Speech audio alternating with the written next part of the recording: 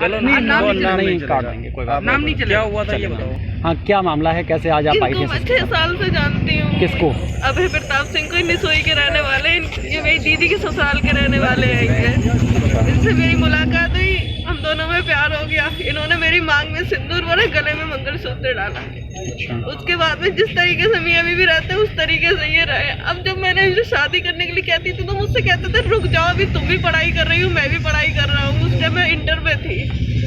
अब मैंने थोड़े दिन बाद मुझे पता चलता है कि इनकी 12 फरवरी की शादी है, 5 तारीख की लगाने की। मैंने इनसे कहा, हर तरीके से गिड़गिड़ाई, मगर इन्होंने नहीं सुनी। इनकी बहन से, इनकी सबसे कहा मैंने, उन्होंने सबके हंस के टाल दिया। बोले तुझे जो करना है वो तू कर ले जाके, हम तुझसे शादी नहीं करेंगे, तू बच्चा ला रहेगी।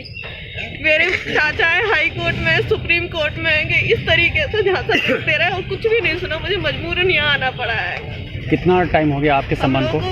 6 साल हो गए, 7 साल लग गए। आप क्या करते हैं वहाँ पे? मैं पढ़ा।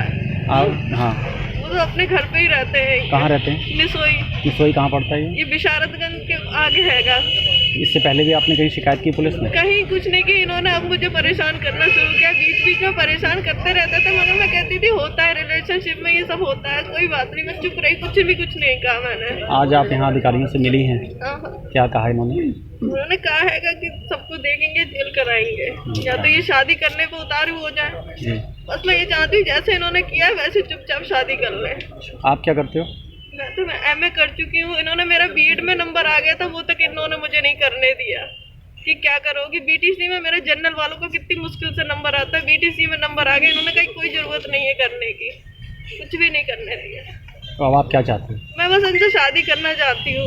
जैसे इन्होंने 6 साल मेरे साथ में रहे, इन्होंने करा है, कायदे से आए और कायदे से मुझे अपना लें। यही पढ़ाई करते हैं क्या?